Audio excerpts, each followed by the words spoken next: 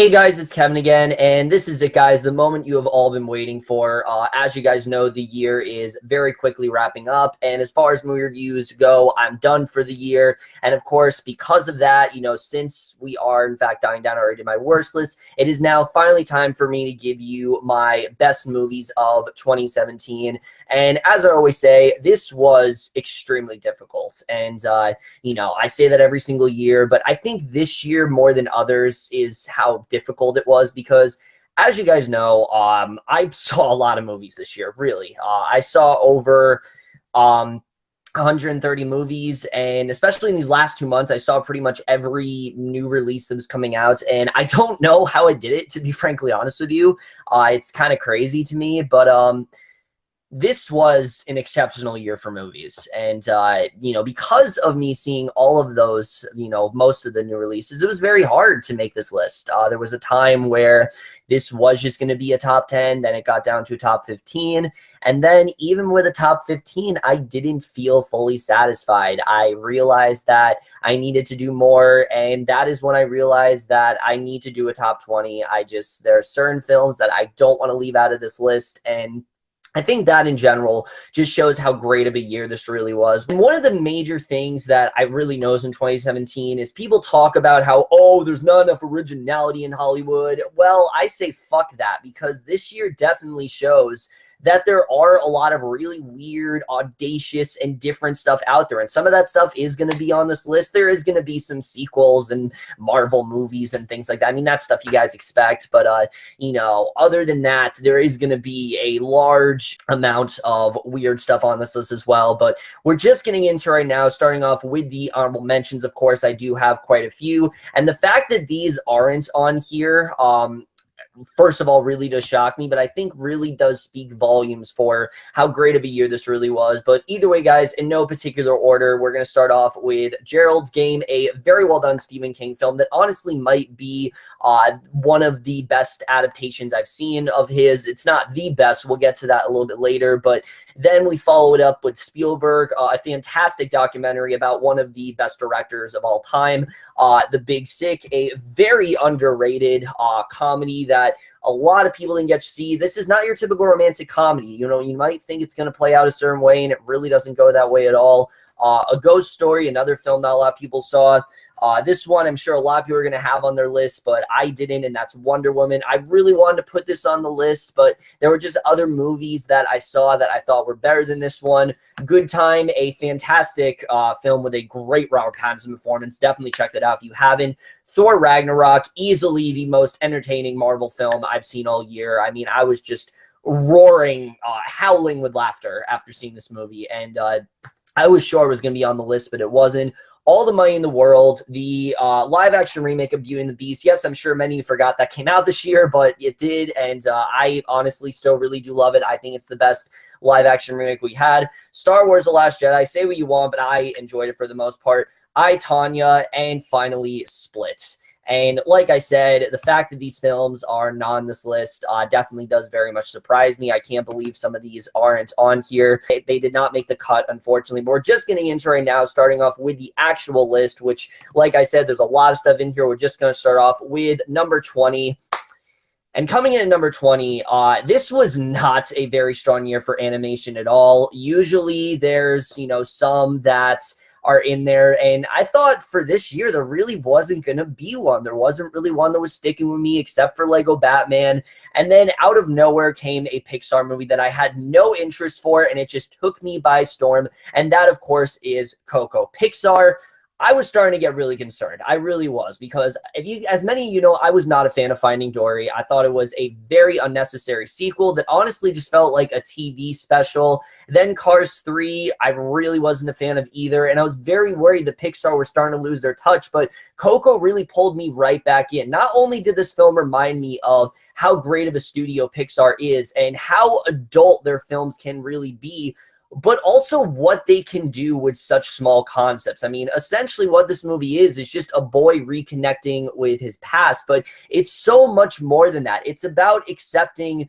the idea of death and learning what your purpose is, and, basically honoring your ancestors. But I think it's so much more than that. It's not just something like about, just respecting your elders. You could definitely use that concept, but there's a lot more to this film. It's very creative and different. The music as well is fantastic here. One of the best childhood performances I've seen from Anthony Gonzalez. He absolutely killed it in this film. And the twist in this movie, while I definitely could have seen it going in that direction, it still was very shocking. It's something I did not expect Pixar to do. It's definitely one of their darkest films to date for sure. I mean, just the subject matter in general is very dark, but everything about this film I absolutely loved. When I think about animation, this is probably the only film I'm going to think about, to be honest with you. There's really not another anime film that stuck with me in the way that this one did. It even got me to shed a few tears, honestly, toward the end. I really just loved everything about Coco. I think this is absolutely the direction Pixar needs to go in.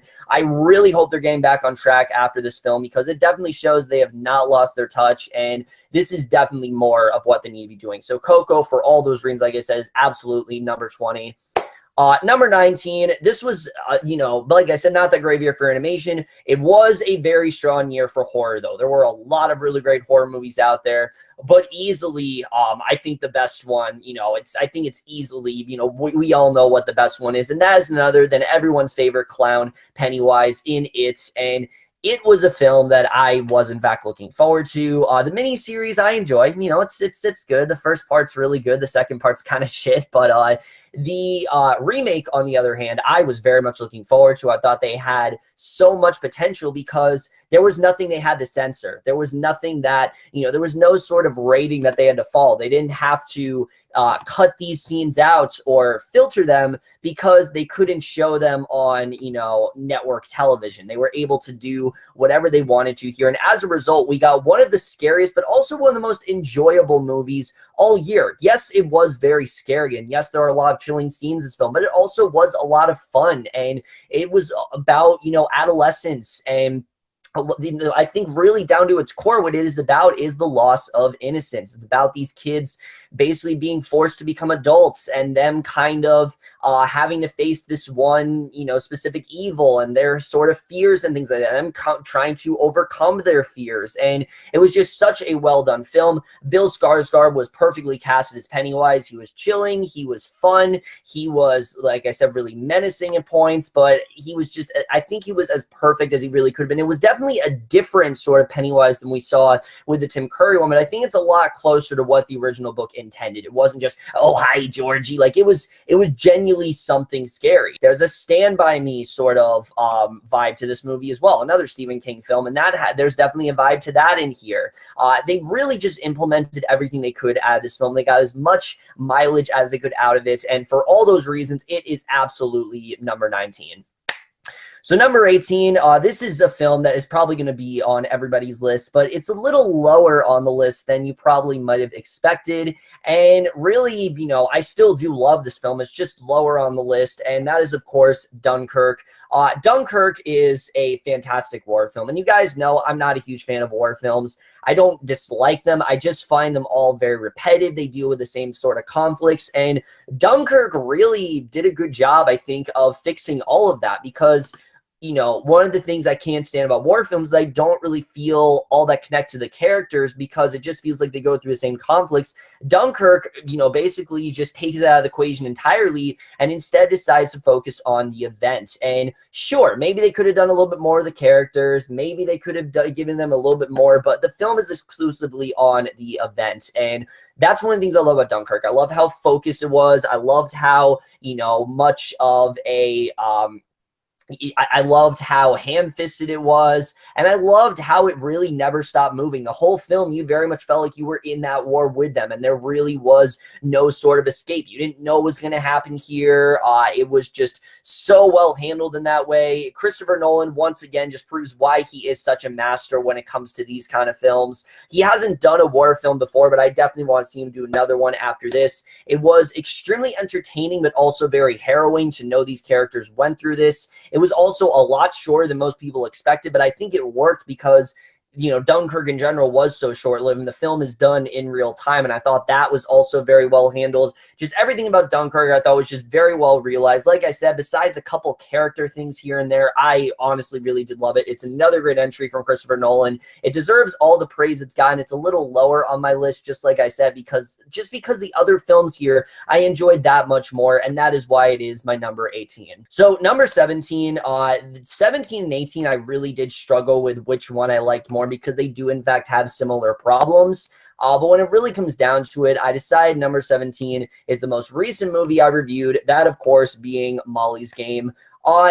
Again, this is another film that's similar to Dunkirk, does have a few characters that don't really feel that way. They feel like they're more chess pieces and they're just kind of there in Molly's story. But the things that are great about this film are great. This is a great story, really about someone who, had set a path all on their own and basically had to make a life for themselves and try to prove everyone wrong, that the one thing that they really wanted to do was just completely stripped away from them, and they had to kind of go on from there. And that's something I really did love about this film. Jessica Chastain, in general, she again gave another really strong performance here. She proves why she's one of the best actresses working today for sure. I think she definitely has a chance of getting the Oscar, even though, like I said in my review, it is a bit of a tight race right now. It gave a really good performance from Idris Elba as well. The bench scene between her and Kevin Costner is easily one of the best scenes I have seen all year. There's just so much to love about Molly's Game. The Scorsese feel, the narrative, the way that the book is actually implemented into the story, I think it's just so well handled. Molly's Game is, like I said, one of the best films, and it's a fantastic directorial debut from Aaron Sorkin as well.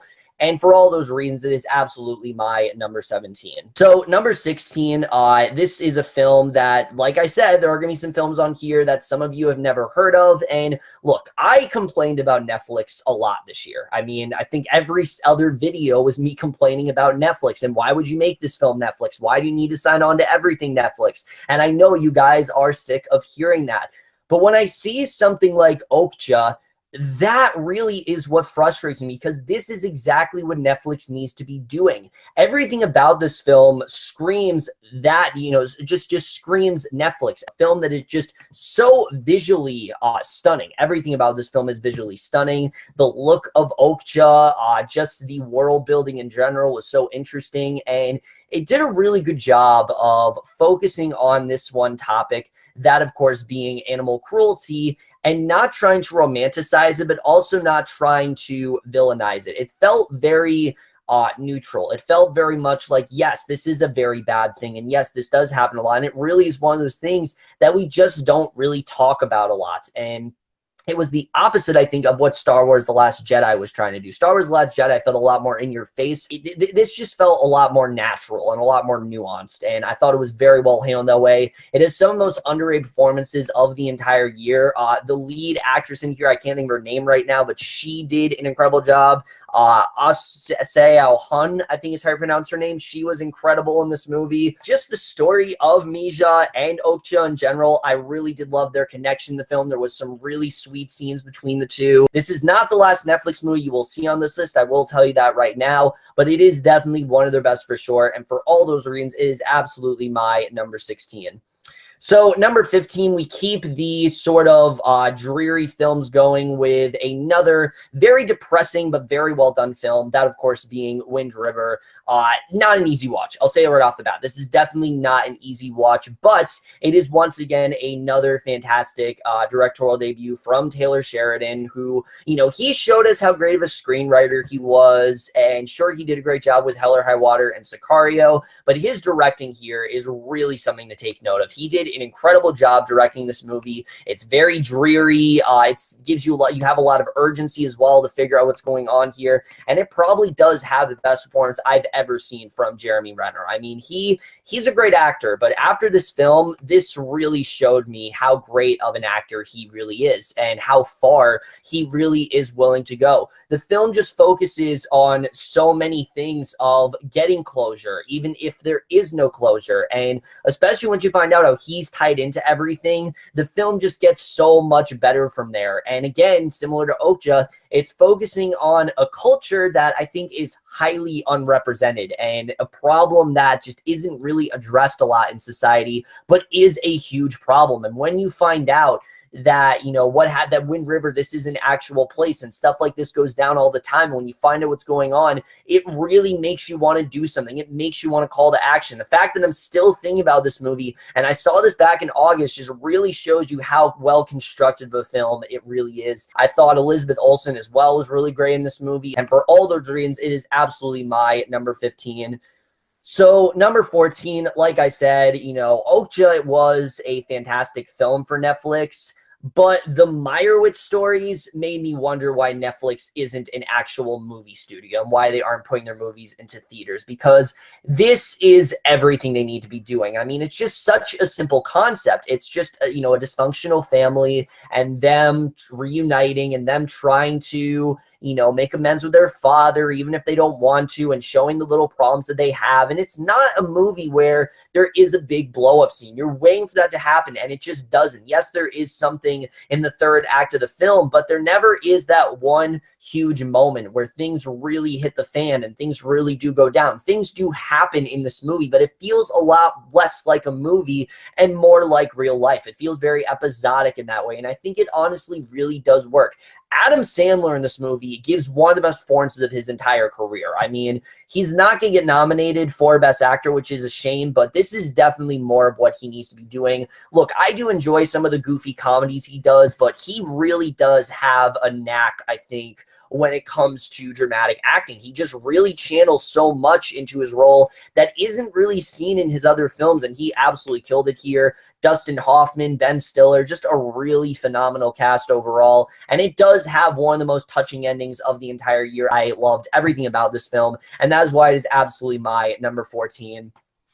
And then number 13 as well, once again, we have another film that is a very hard watch, but something that honestly kind of came out of nowhere, and that is Detroit. Now, Detroit, if you guys remember, I initially wasn't planning on seeing this movie in theaters. I planned on seeing Hitman's Bodyguard when you know, it was like a free screening Hitman's Bodyguard, and unfortunately it was sold out, and instead I saw Detroit, and I could not be happier because this is a fantastic film that, again, is a very hard watch, but really shows you what all of, you know, what these characters really faced back then, the hard racism that really does happen back then. I mean, it's hard to watch, definitely, but this stuff did happen. You know, black people just were very unrepresented. They weren't very well respected, and just seeing what they went through here, how they were basically racially profiled, how, you know, every single black person was known as a devil, and anyone you went up to, you know, you always thought they were shady. You never really saw them as normal people.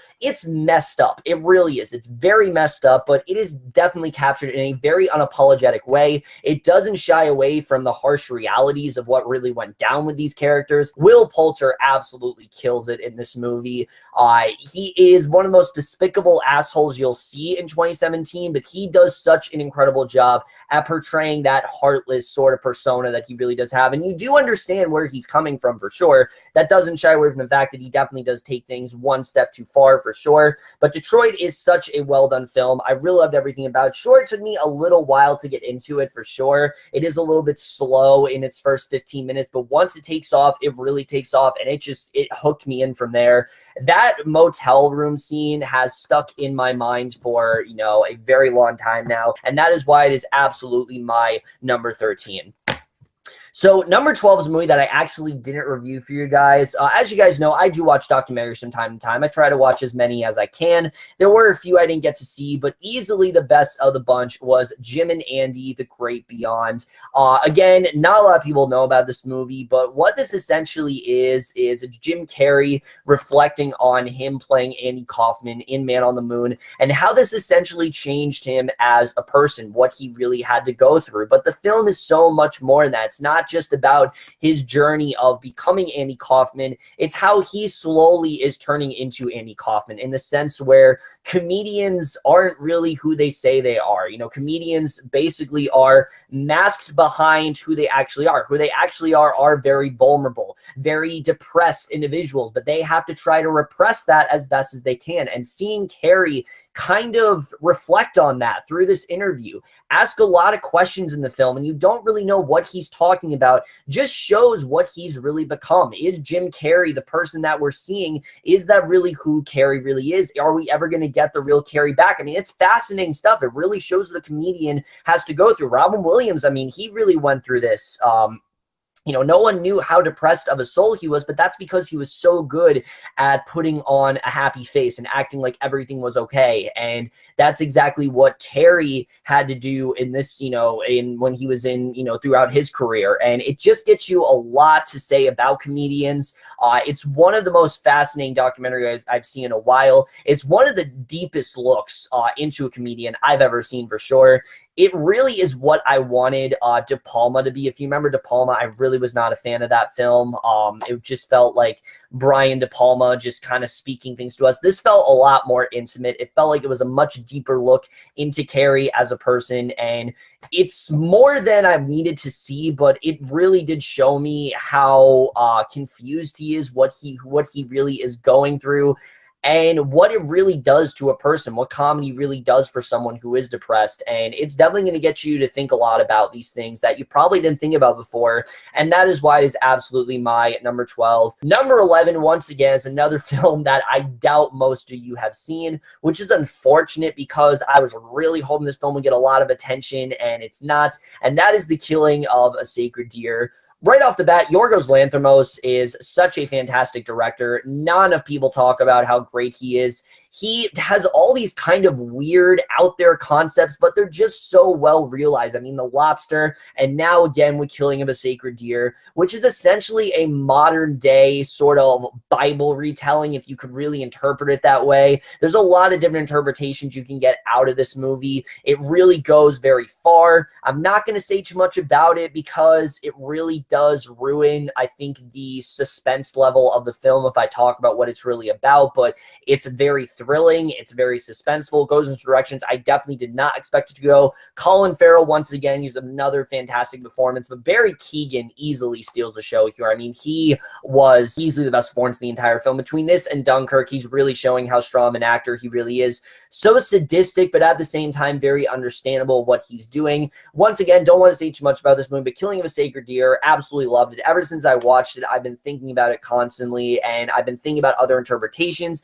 It's a film I definitely do want to go back to at some point, and it's a film that I think demands rewatches, honestly. But for all those reasons, the fact that it stuck with me this much just shows how great a film it is, and that is definitely why it is my number 11.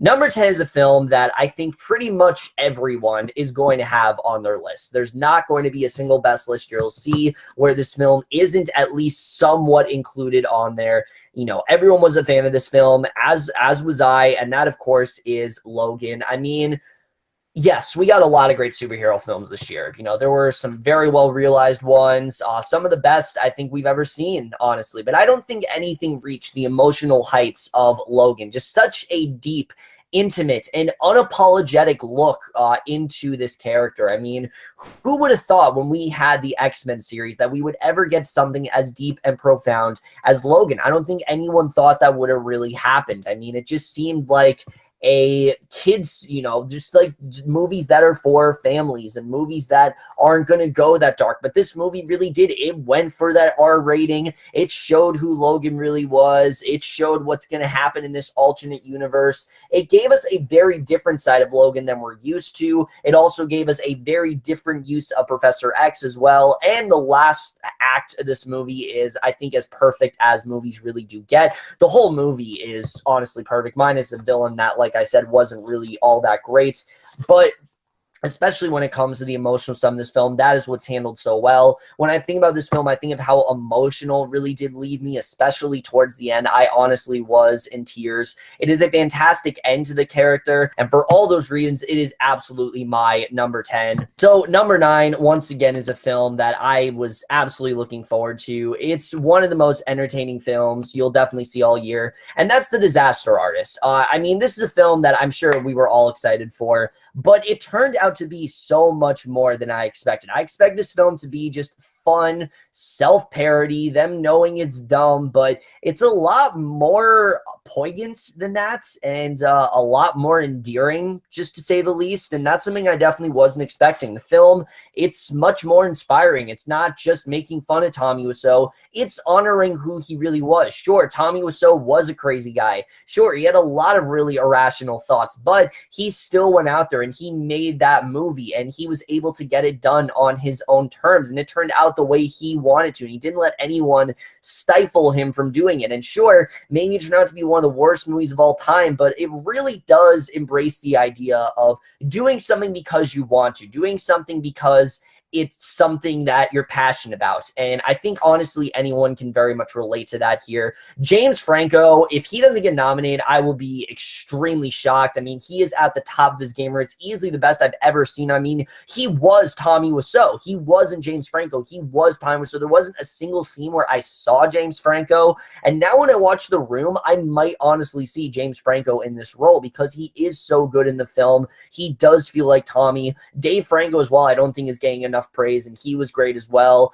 Just one of the best team-ups for sure. I thought it was just such a brilliant idea to cast the two. It was funny, it was honest, it was honestly really emotional points. It was everything I really wanted to be, despite some unused characters. It was really everything I wanted to be. It's the closest film I've given a perfect rating to it. You know, I didn't give this film an A+, but it's the closest I've gotten to an A+ for sure. And for all those reasons, it is definitely my number 9. So number 8, guys, here we go. Here are the 8 movies that I gave A pluses to. These are the highest of the high for sure. And we're going to start them off with number 8, which is a film that honestly came out of nowhere.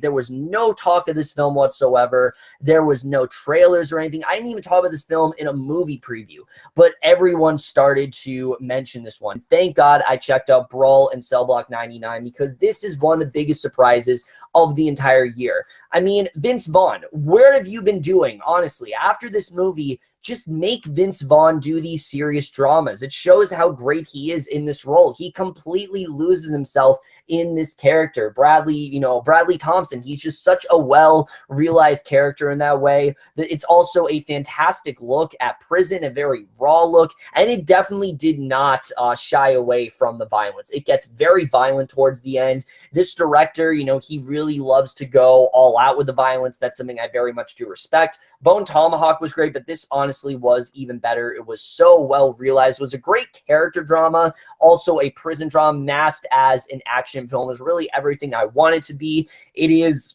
as great as I think a prison drama can get, and that is, like I said, it really gave you a very good look at prison in general, and that is absolutely why it is my number 8. Number 7, once again, this is something that I think is going to be on most people's lists. I think most people are definitely going to put this film on their list. Some people were disappointed with this film. I definitely wasn't, for sure. I think, honestly, it's the strongest in this franchise, and that's War for Planet of the Apes. Now, look, I have seen all these movies, and this is one of those franchises that honestly has gone progressively better as it's gone on. And why? Well, I think it's because it's gotten deeper and deeper into these characters, and especially when it comes to Caesar. I mean, aside from Woody Harrelson, almost the entire movie is the apes and them. Yes, they're talking to each other, but it very much is visual storytelling, and it's getting into Caesar's psyche. He's very conflicted in this film. He really is put through the ringer here, more than he's ever been. I mean, he loses everyone here, and a lot of people are like, all right, where was the war? What was the war? The war is much more internal. The war is much more in Caesar's head. It's much more in all these characters' heads. It's not really a full-on war. It's not a poor title. It's War for the Planet of the Apes. It's, these characters are having an internal war, and I think that was definitely very well handled here. Just the conflict between Caesar and as well as the Colonel was very well realized. Woody Harrelson, I mean, once again, gives another phenomenal performance. It's everything I really wanted, and for me, gave the best human performance out of everyone. I've never really cared for the humans all that much, but he absolutely killed in this film. I mean, he definitely is the most well-realized human character I think we've had in an apes film. Between the cinematography, which is definitely at its best, I mean, I still can't believe that it's motion capture. Those apes look like real apes. Andy Serkis, he's just so good in this movie and is going to get so horribly snubbed by the Oscars, unfortunately, but he was incredible as well. He shows why he's one of the most perfectly casted, you know, sort of motion capture figures we've seen. He is definitely the man when it comes to that stuff. And for all those reasons, it is absolutely my number 7. So number 6, I can't believe this film is so low, honestly. For a while, this film was extremely high. It was at one point my favorite film of the year. Of course, now it's not, but it was at one point my favorite film of the year. And it's still one of the most entertaining films I have seen. And that's Baby Driver. I mean, say what you want about this movie. Obviously, it's kind of hard to watch it now because of Kevin Spacey and whatnot. Oh, I'm sorry, Christopher Plummer. It is definitely hard to watch it now, but this is a very entertaining film with some very high stakes and very entertaining moments and a really great performance from Ansel Elgort. I mean, I've always really liked the guy, but this film really shows how serious of an actor he really was. He completely transformed himself into this role, and he was just such a badass as this character. But it also was a great character film. It's not just a straight-up action film. It gets into these characters. It shows who they are. It has a great story about Baby and about the girl Deborah, you know, played by Lily James. Their chemistry is some of the best I've seen all year. The music, oh my God, the music in this film is some of the best I've seen in recent memory. The way they are able to integrate the songs into the story and actually make sort of the music its own character is just so well realized. I've never really seen anything done like that before. Jamie Foxx, John Hamm, I mean, just all of the characters came entangled with. I mean, does anyone remember how funny Jamie Foxx was here? I mean, he was great here. John Hamm was great in this movie. The directions it took, I never expected to go for sure. It has one of the most thrilling final acts I've seen all year. It's just everything you want in an entertaining film. Baby Driver, it's honestly might be the best film I've seen from Edgar Wright. It's hard for him to say what his best movie is because every film from him is his best movie, but it shows why he's one of the best directors working today. He absolutely killed in this film, and for all those reasons, it is definitely my number 6.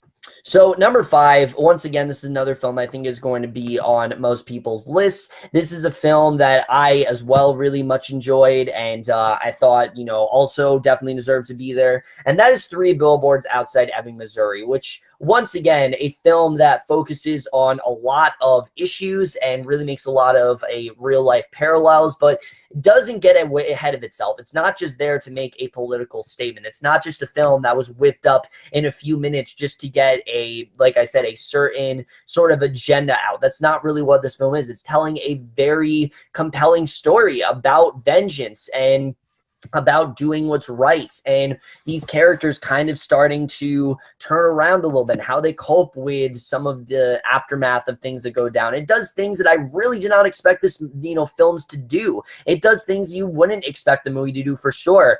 Frances McDormand gives one of the best performances of the entire year. She was phenomenal in this movie. I mean, just the urgency, the length she's willing to go in this film, it's insane. Sam Rockwell in this movie as well has one of the best characters I've seen all year. He's so well realized. He turns around in this incredible way, and I really love what they did with him in the film. He as well was incredible.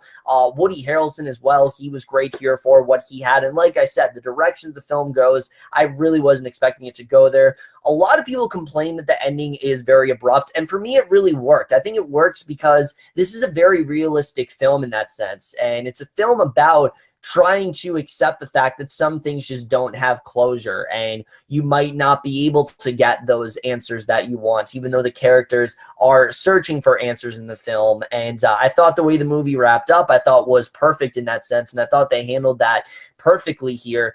3 Billboards is just everything I wanted. It was a lot funnier than I expected to be as well. I really thought it was very funny. I thought it had such a well-realized cast, such a realized concept, and just everything about it I really love, and that is definitely why it is my number 5. So number 4.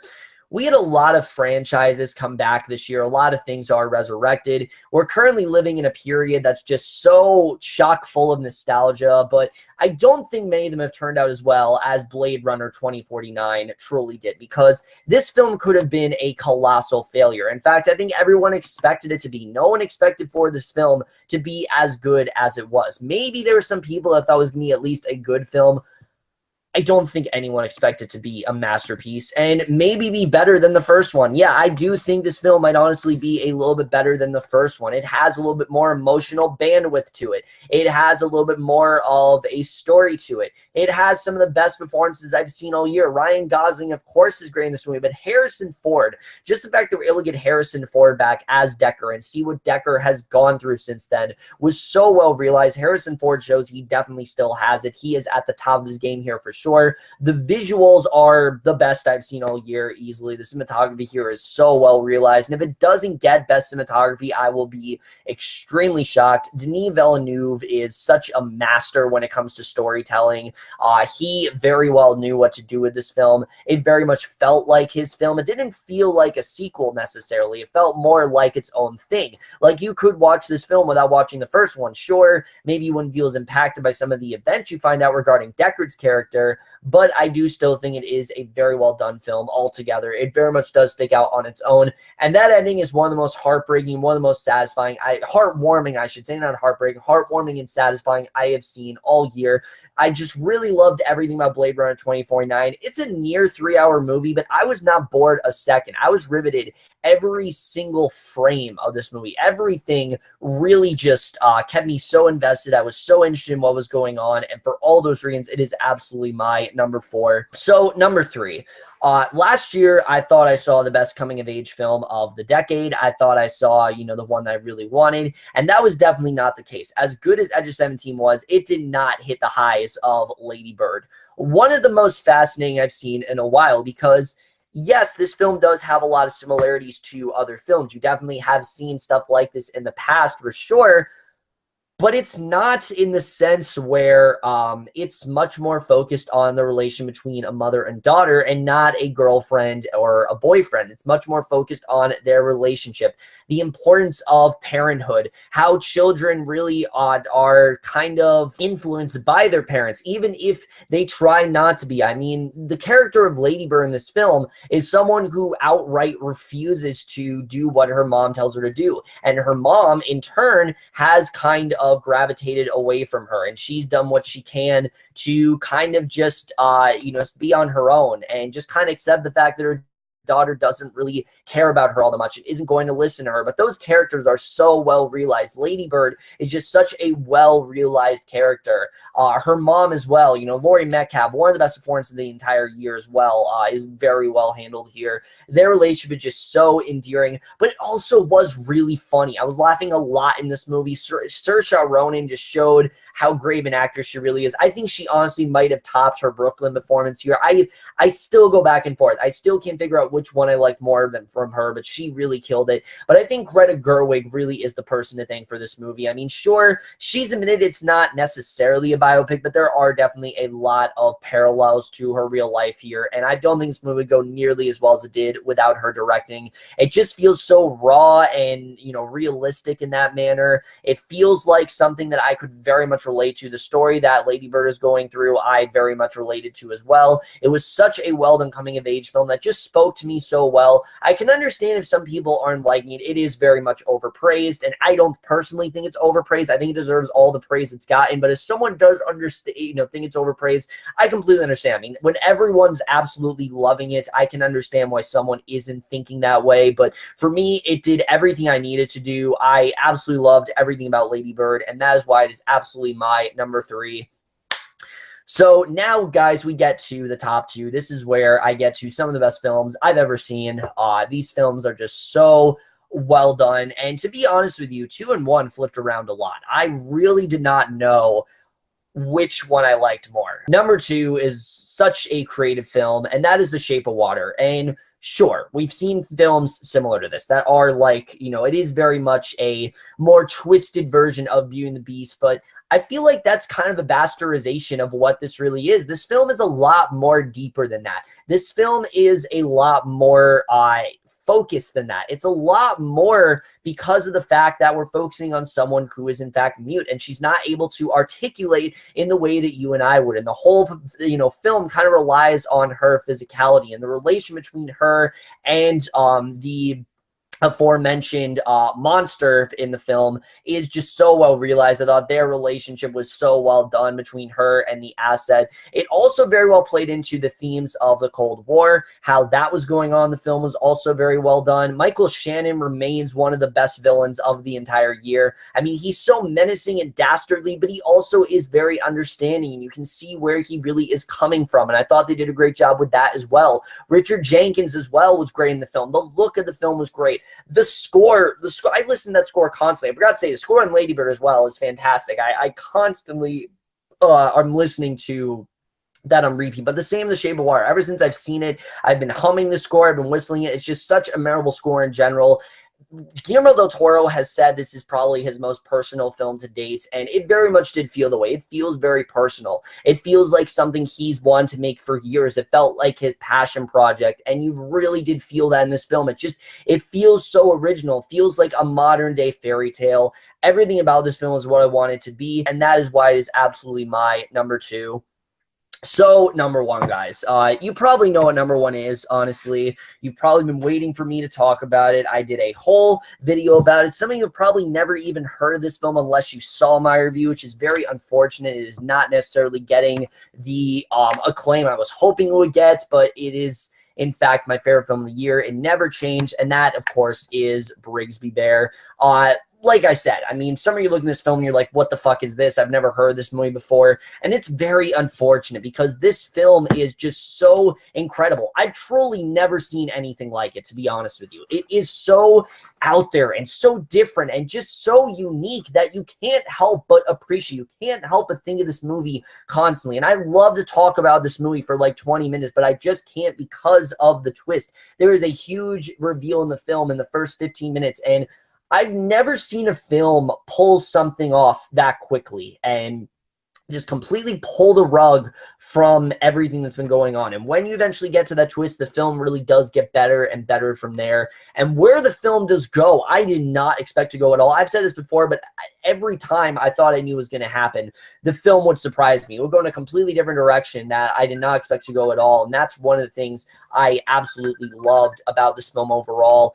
It's so well realized. It's emotional. It's hilarious at points. And Kyle Mooney in this film, Kyle Mooney is not getting talked enough, but he is at the top of his game in this film. Just such a well-realized character. I mean, we're focusing on someone who absolutely refuses, outright refuses to let go of his childhood. He just does not want to do it. He wants to hold on to the one thing that he finds endearing, and that's Bbear. And I think really that's something anyone can relate to. Everyone has that one childhood thing that they just don't want to get rid of, and that's really something that this movie very much embraces. It's about, you know, keeping those things. Don't just let those things go. Keep them in your memory, you know, keep many of those memories as you can, because before you know it, they will be gone. It's a very well done message that I think everyone can relate to. But like I said, it's also extremely entertaining. It has so much to it that I absolutely love. It's so nuanced. It's so audacious. It's so different.